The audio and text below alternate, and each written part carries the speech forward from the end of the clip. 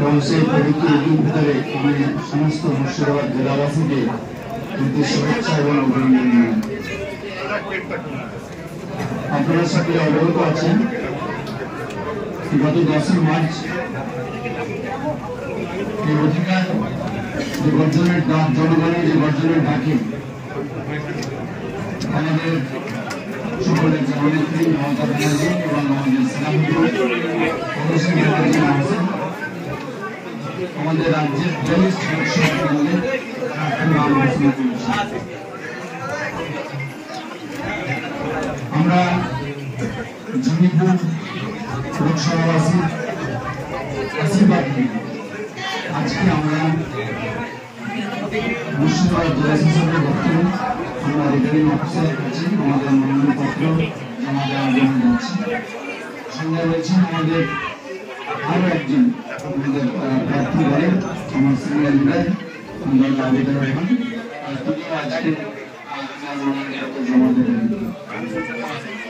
আপনাদের মাধ্যমে আমি মুর্শিদাবাদ জেলাবাসীর কাছে আমার আবেদন, যেভাবে বাংলার মানুষ শান্তি শৃঙ্খলা সহ যেভাবে যে ভাবনা আমাদের নেত্রী মমতা ব্যানার্জি বলেছেন সেটাকে আরো এগিয়ে নিয়ে চলা এবং প্রতিটি পরিবারে উন্নয়ন অব্যাহত থাকবে সেটাকে লক্ষ্য রেখে যে দুই প্রার্থীকে আপনারা আগামী দিনে যেভাবে 2019 সালে আপনারা দুহাত তুলে দেওয়া আশীর্বাদ এবং ভোটকে জয়যুক্ত করে এলাকার উন্নয়নের কাজে সামিল করিয়েছিলেন, আমি 2024-এর জন্য আমাদের এই প্রার্থীর জন্য এবং আগামীতে আমাদের ঈশ্বর প্রধান তিনি প্রায় করবেন এটার জন্য আমার সকলের কাছে আবেদন যে 2019-এর মতো আপনারা দেওয়া আশীর্বাদের মধ্য দিয়ে আমাদের এই তিন প্রার্থীকে জয়যুক্ত করবেন।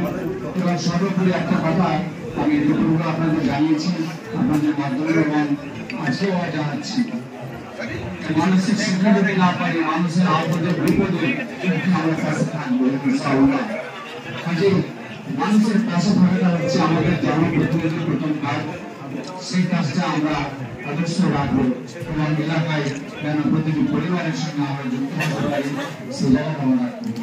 যাই হোক, আজকে আমরা মুর্শিদাবাদ আমাদের বহরমপুর জেলা পার্টি অফিসে আমাদের পার্টির জেলা সভাপতি অপরাধ রয়েছে, আছেন আমাদের রাজ্যের দুই সহসভাপতি মাননীয় হাসান সাহেব এবং মাননীয় সাহেব, আছেন আমাদের সমস্ত বিধায়কগণ, আছেন সভাধিপতি আমাদের সিনিয়র বিধায়ক লিডার আমাদের বড় ভাই আমার নিয়ামত সাহেব থেকে মন্ত্রী আখরুজ্জামান আমাদের জেলার একমাত্র তিনিও আছেন এবং তিনি শুধু মন্ত্রী তো আছেন, তিনি জমিপুর লোকসভার চেয়ারম্যান। তো কাজে তিনি যেভাবে জমিপুর লোকসভাকে এগিয়ে নিয়ে যাওয়ার যে কাজ করছেন আমি ধন্যবাদ জানাই জওয়ান সাহেবকে, তিনি তা ভালোভাবে কাজ করছেন। পাশাপাশি সমস্ত মিডিয়া সেল এবং যে সমস্ত আমাদের পার্টির গুণগ্রাহী, যে সমস্ত আমাদের পার্টির নিষ্ঠাবান কর্মী আজকে প্রত্যন্ত গ্রাম থেকে উঠে চলে এসেছেন দলকে সমর্থন করার জন্য, দলকে আরো শক্তিশালী করার জন্য এবং প্রার্থীকে উৎসাহিত করার জন্য। আমি এই উৎসাহ যেভাবে আপনাদের আজকে পেয়েছি এই উৎসাহ আগামী দিনে আপনারা প্রতিটি বাড়িতে বাড়িতে মানুষকেও এরকম ভাবে উৎসাহিত করবেন এই আহ্বান রেখে আমি আমার বক্তব্য রাখছি। ধন্যবাদ।